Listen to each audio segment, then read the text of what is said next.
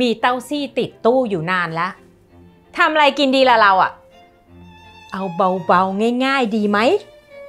วันนี้ครัวชั้นสูงจะมาสอนทำก๋วยเตี๋ยวราดหน้าปลาเต้าซี่ค่ะการอยู่ที่สูงไม่ใช่เรื่องง่ายเพราะยิ่งอยู่คอนโดสูงก็ยิ่งห่างไกลจากอาหารวันนี้ป้าป้อมจะมาทำให้เห็นว่าครัวเล็กๆในคอนโดก็ทำอาหารดีๆได้ใช้งบไม่สูงและทำให้ชีวิตบนที่สูงขึ้นได้อีกขึ้นไปค่ะขึ้นไปครัวชั้นสูงกัน High Zone Kitchen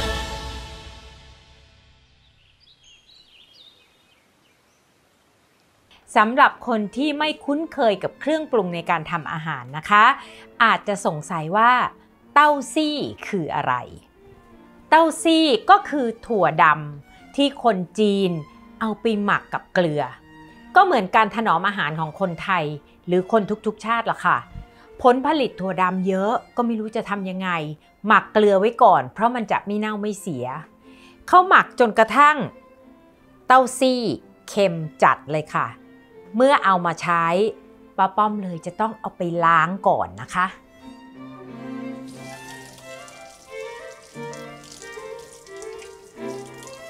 นอกจากจะล้างเอาความเค็มออกไปบ้างแล้วนะคะเราก็ล้างฝุ่นละอองที่อาจติดมาด้วยค่ะล้างแล้วป้าป้อมจะผึ่งไว้ให้เสด็จน้ำนะคะวันนี้ป้าป้อมใช้เนื้อปลากระพงบางคนนะคะไม่ชอบกินหนังปลาอาจจะเป็นเพราะว่าไม่ชอบเนื้อสัมผัสของหนังปลากระพงก็ได้วิธีหั่นของป้าป้อมนะคะป้าป้อมจะหั่นเนื้อปลากระพงแบบไม่เอาหนังวันนี้ไม่ต้องเสียเวลาลอกเลยค่ะไถไปตามหนังของเขาให้ออกมาเป็นแบบนี้ค่ะจะสังเกตว่าป้าป้อมหั่นชิ้นค่อนข้างหนาเพราะเวลาเรารับประทานจะได้เคี้ยวเจอเนื้อปลาเต็มๆนะคะไปกินตามร้านเนี่ยเขาจะชุบแป้งทอดซะก่อนถ้าเนื้อปลาบางเกินไปมันก็จะแข็งค่ะเราก็จะชุบแป้งทอดเหมือนกันการชุบแป้งทอดเนี่ยจะทำให้เนื้อปลาเนี่ยไม่แหลกเวลาเราผัดราดหน้าค่ะเตรียมเนื้อปลาเรียบร้อยแล้วนะคะทำความสะอาดเขียงก่อนเพราะเรากำลังจะหั่นผักค่ะ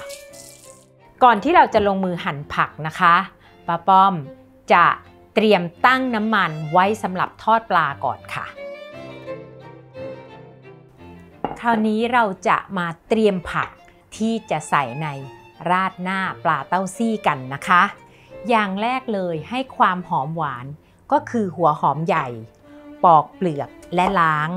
นำมาหั่นหัวใหญ่เราแบ่ง4แล้วก็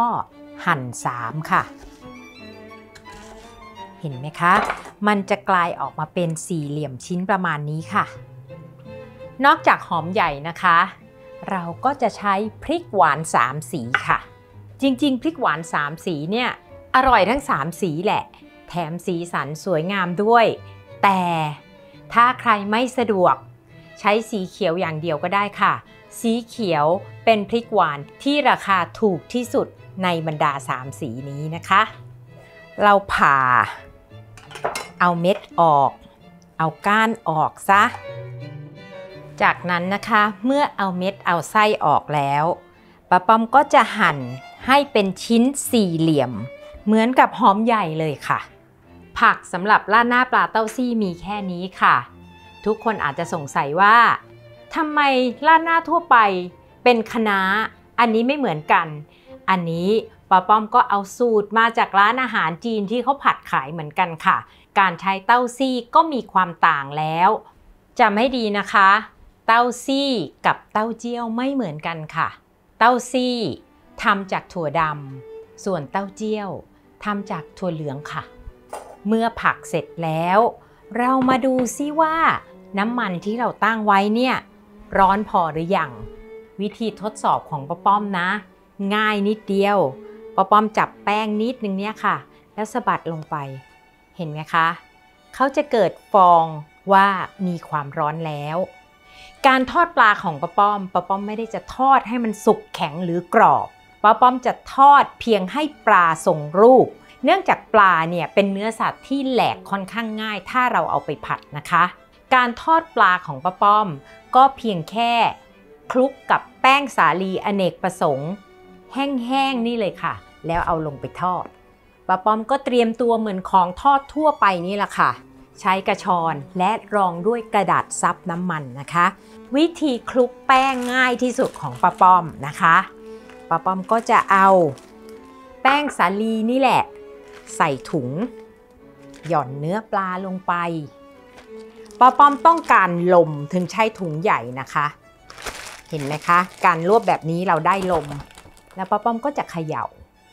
แค่เขย่าเนี่ยเนื้อปลาก็จะแยกออกจากกันและติดแป้งแบบนี้ค่ะคลุกแป้งเสร็จเรียบร้อยนะคะติดพอประมาณก็เอาลงทอดเลยค่ะ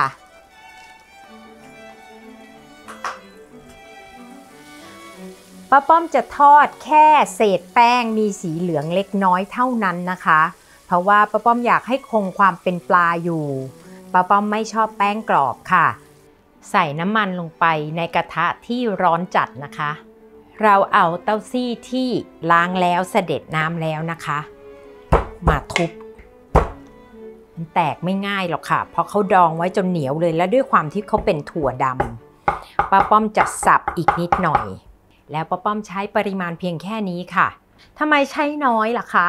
ก็เพราะว่าเต้าซี่เนี่ยรสชาติค่อนข้างเข้มข้นแล้วเวลาผัดลงไปถึงจะเจอเครื่องปรุงอื่นๆแล้วความเป็นเต้าซี่เขาก็ยังเด่นอยู่ค่ะดังนั้นเราอย่าใช้มากนะคะเดี๋ยวเค็มเกินไปแล้วเราแก้ไม่ไหวค่ะตอนนี้นะคะกระทะน้ำมันของเราร้อนแล้วเราก็เริ่มเอาผักลงไปเลยค่ะผัดหอมใหญ่ก่อนนะคะ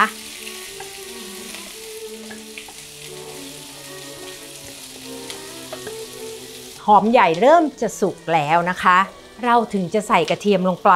เพราะว่าถ้าเราใส่กระเทียมลงไปตั้งแต่แรกเนี่ยกระเทียมจะไหม้ก่อนค่ะโดยส่วนตัวนะคะป้าป้อมเป็นคนที่ชอบกลิ่นของหัวหอมผสมกับกลิ่นกระเทียมที่มันอยู่ในกระทะค่ะมันหอมกว่ากระเทียมเฉยๆหรือว่ามันหอมกว่าหัวหอมใหญ่เฉยๆค่ะเมื่อเราผัดหอมใหญ่กับกระเทียมส่งกลิ่นหอมพอควรแล้วเราใส่เต้าซี่ลงไปเลยค่ะเห็นไหมคะพอเต้าซี่ลงไปมันก็จะได้กลิ่นหอมต่างออกไปอีกป้าป้อมจะใส่พริกที่เหลือแล้วนะคะจากนั้นป้าป้อมจะปรุงด้วยน้ำมันหอยซอสถั่วเหลืองปรุงรสซีอิ๊วขาวและสุดท้ายคือน้ำตาลทรายค่ะความเค็มของเต้าซี่ของซีอิ๊วทั้งหลายเนี่ยเราต้องการน้ำตาลทรายมาตัดนะคะน่ากินจริงๆสุดท้ายเราจะเติม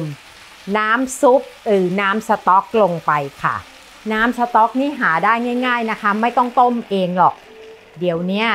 มีสำเร็จรูปทั้งก้อนและถุงเลือกใช้ทั้งแบบที่มีผงชูรสหรือไม่มีผงชูรสก็ได้ทั้งสิ้นค่ะ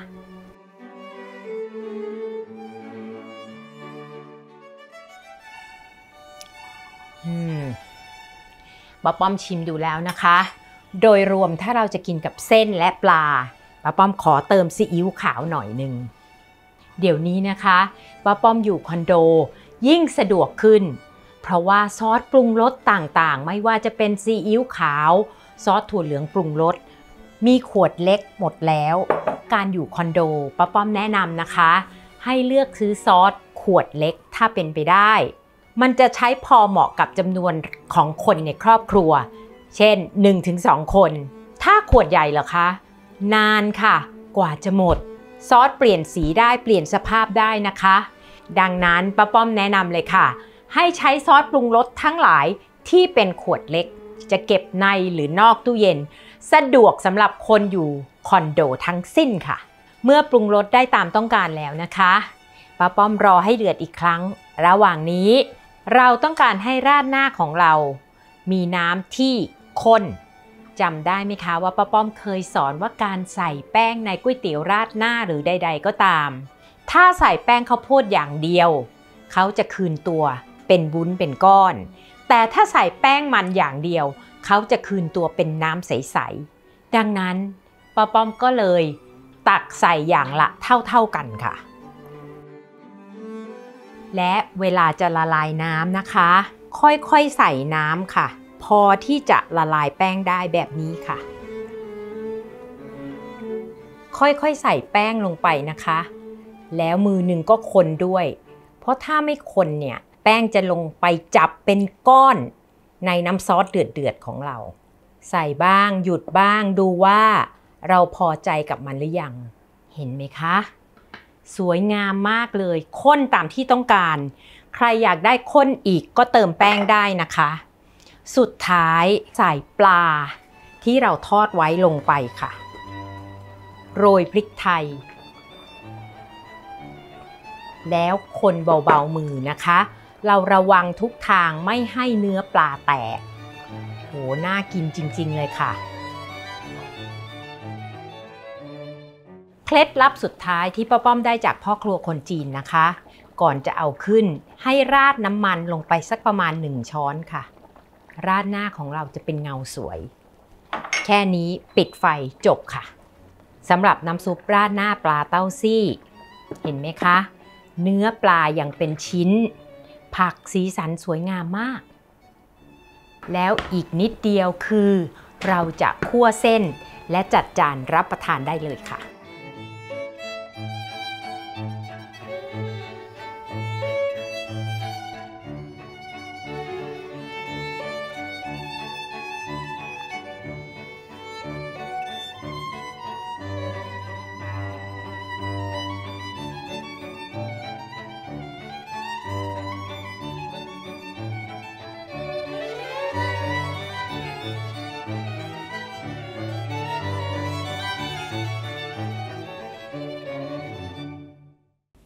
เก็บครัวเสร็จแล้วก็มากดกระดิ่งกด Subscribe ไว้นะคะ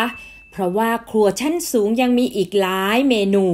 จะได้ไม่พลาดกันค่ะ